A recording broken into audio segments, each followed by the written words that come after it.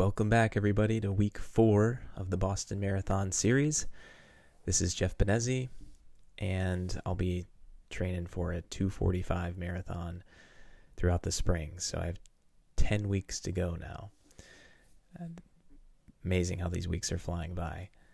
I just want to share with you how the week went, some simple lessons that you can hopefully take away and learn from me. The main theme, I think, would be around fueling. I did have a question about fueling from last week and just how I qualified for the Boston Marathon in the past. So the first time I ran was 2017, and I qualified from my previous marathon. I had done the Chicago Marathon in 2015, and I originally started running marathons in 2013. So I ran Philadelphia, Columbus, and then Chicago. And each of those marathons I qualified. I ran between 2:48, 2:44, and then a 2:43 marathon prior to doing the Boston Marathon in 2017. So the fueling question that was asked, I can definitely address that as well. I've been using a variety of fueling. I have no relationships, or just want to disclose that to these companies, but I've been using Gen UCAN, this Cocoa Delight, for about 8 years now. And I've also been using Noon. Sometimes with the caffeine, there's about 20 milligrams of caffeine in there. And then for the last 2 years, I've been using Tailwind. And I've really enjoyed all of these products. I only use the Gen UCAN or the Tailwind typically on hard workouts and long runs to get my body ready for the marathon. And then when I'm in the race, I'll also use Morton gels.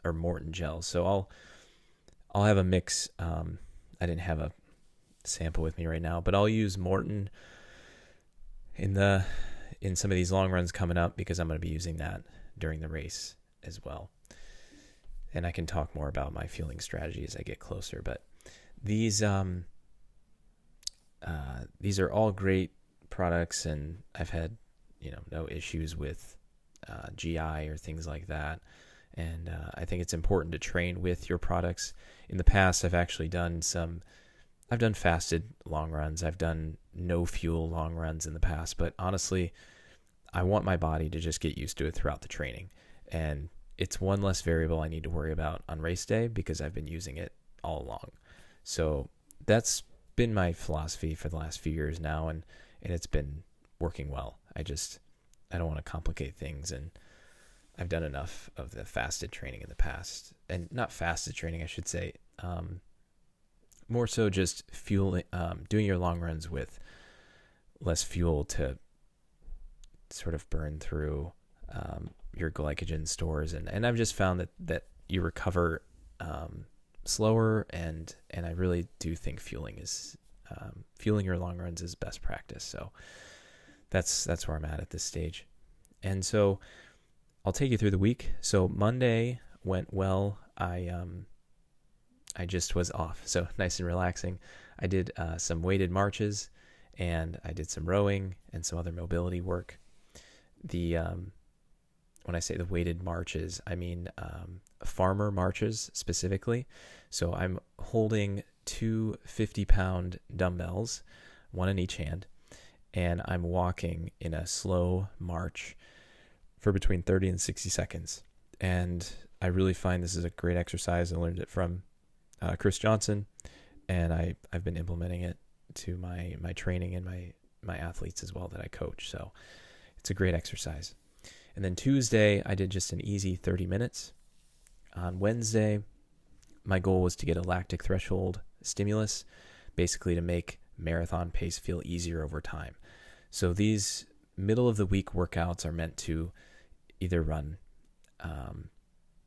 just a little bit faster than marathon, or even all the way down to 10K, 5K effort sometimes.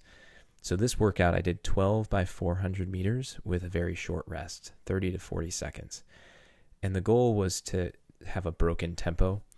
The temperatures have been so cold lately that I didn't really want, and also the surface, so very icy and snowy. So finding a stretch of road, the tracks are covered in snow. So finding a stretch that was clean is difficult sometimes. So I just used it was about a 3/4 of a mile section. So I would do a 400, very slow jog, and then do another one. Once I got through 3 of them, I would turn around and do that same section backwards, if you can imagine that. And then I headed home after the 12 by 400. So it went really well. And then in the evening, I did 30 minutes on the treadmill as a secondary run. Then Thursday, I did 2 runs, 40 minutes in the morning, and then I did 35 in the evening. And then I get to Friday, I did an easy 35 in the morning, 35 minutes. And I was planning to do another run in the evening, but I decided it was better to just stay relaxed and get ready for the big long run on Saturday.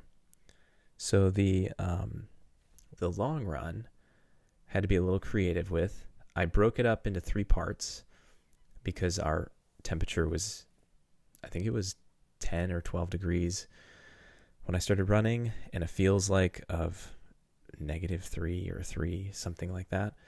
And so I wanted a time on feet run. I wasn't going to be adding any intensity to this run. So I was looking to run between 2 hours and 15 minutes and 2 hours and 30 minutes. And so I ran the first 4 miles on the treadmill at a decline. So I fortunately have a NordicTrack, and I can take it down to -3% if I want. For this run, I did -2, then -1.5, -1, and then -1.5/2 for the 4th mile. So essentially, I was just getting the downhill simulation like Boston, because the first 10K is pretty much downhill. And my middle 10 miles, I went out into the valley. And so I ran this rolling, mostly road. I had some trail, but that was snow covered. But I tried to get on the road just to have good footing. And I just kept it. I was running between 7:30 and 7-minute pace for the most part. The last couple miles, I started seeing the 650s come out on the pace, but I didn't really mean for that to happen. It was just downhill, and it was in the sun, starting to feel pretty warm. And so I pulled back. And then once I got back to my house, I had 4 more miles to go on the treadmill. So I changed my top again and got some warmer clothes on. Changed into the Saucony Pro, which is one of the shoes that I've raced in before. I'll probably use that shoe for the race. And just to start teasing or layering that shoe into my training, so I don't try to do it all at once. So I did the last 4 miles with some up and down incline to simulate the Newton Hill section of the Boston Marathon. All in all, I got 18 miles in, and it was, I think, 2 hours and 25 minutes total. Great run. Today I am very sore in my quads. I did a shakeout this afternoon, about 40 minutes long. Just kept it very relaxed. And when I say very relaxed, I mean I didn't let my pace go faster than 8 minutes, and some of them were 10-minute paces. So I averaged, I think, around 9 for my miles today. But I wasn't thinking about pace. It's more about just moving the legs on a recovery day like today. So overall, the week went really well. I'm at 50 miles right now. And then based on tomorrow, I'll be at, once I get I'll be close to 60 essentially, because last Monday I took off, but tomorrow I'm gonna actually do a double, and so I'll be close to 60 miles essentially for for this fourth week of the training, with 10 weeks to go. The the long run was great because just simulating that downhill. So I was happy with how I feel, and I'll be smart with how things progress throughout the rest of the week. But one of the big takeaways, I was just talking with Anna about this week, and she was saying that I should try to not make things more complicated than they need to be. So I've been talking about making overnight oats and fueling throughout the week a little bit better post run. I think I did pretty well for 3 or 4 days, but a couple of the days I was rushing off to work, and I wish I had something to eat, and then I was just trying to snack and didn't have a proper breakfast post my easy runs. And I don't have to make this more complicated than it needs to be. I should just look up a recipe and figure it out and put it together so I'm not complaining about it next week. So sometimes I do that. I just need to sit down, take 5 minutes and plan. But the other one takeaway was just going to bed at a proper time.